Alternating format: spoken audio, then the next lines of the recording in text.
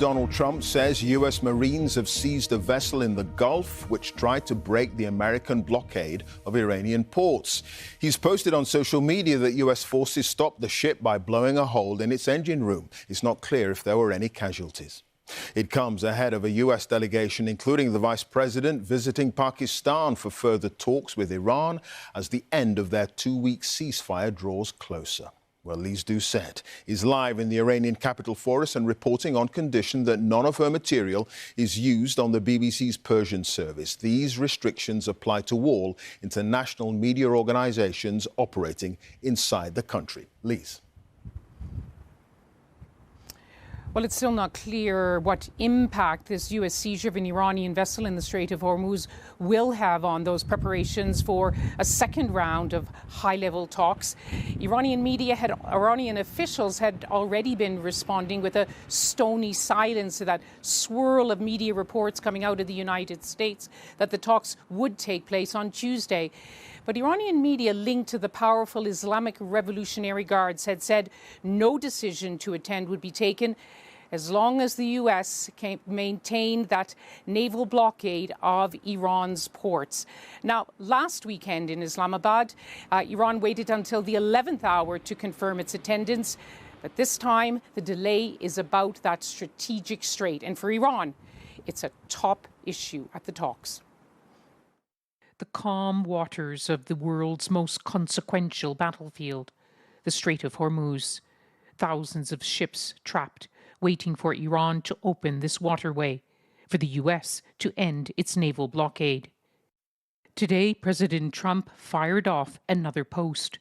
We are offering a very fair and reasonable deal, and I hope they take it, because if they don't, the United States is going to knock out every single power plant and every single bridge in Iran.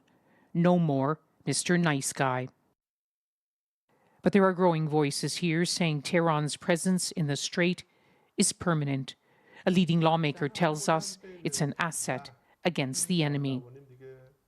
Will Iran ever give up its control of the Strait of Hormuz? Certainly not.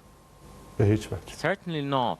We believe this is our inalienable right. We are preparing a plan to be approved by Parliament with comprehensive regulations ruling passage through the strait to be implemented by the armed forces. Even your neighbors, with whom you had good relations before the war, are saying this is international waters and this is an act of piracy. Today, America is the world's biggest pirate. Tehran, a city in waiting. Sanctions and war strangle this economy. Only a deal can end both. You feel it at this state pharmacy. People didn't want to speak to us on camera, but they told us they're paying more for their medicine. The drugs Iran produces are still in stock. But imported drugs are harder to find, including insulin. And there's another worry for some Iranians. Security has tightened. The eyes of the state are everywhere. There are people in the squares supporting the government, but there are also young Iranians being arrested in waves of arrests. There are young Iranians being executed for their part in the protests.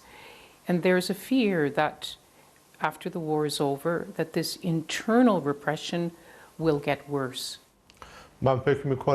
I think you probably haven't been given the correct analysis regarding the situation in Iran. We are at war. Even though there is a ceasefire and there are rules. We do speak to young people here who tell us that they're still angry and pained by what happened in January, the crackdown which caused many thousands of deaths. Today, Iran is a free country. It is very free. The fate of this strait is a top issue in these talks, but there's a growing sense Tehran sees it not just as a bargaining chip, but long-term leverage it wants to keep. Lise Doucette, BBC News, Tehran. Well, Simi Jalayoso is live in Washington for us now. Any more, Simi, on what happened with that Iranian vessel that was seized by the U.S. Marines in the Gulf?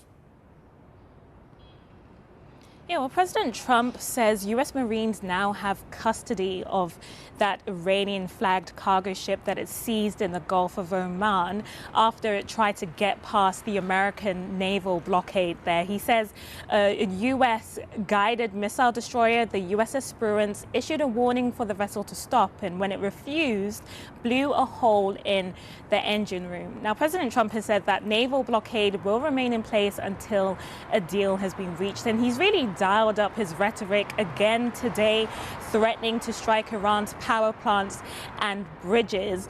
His latest threat raises the stakes. It risks creating a more volatile environment, especially when both the negotiations and the ceasefire appear quite fragile. Now, the coming days may be critical in determining whether diplomacy will hold, but the White House has framed this next round of talks as a sort of final diplomatic off-ramp before a potential return to a full-scale regional war.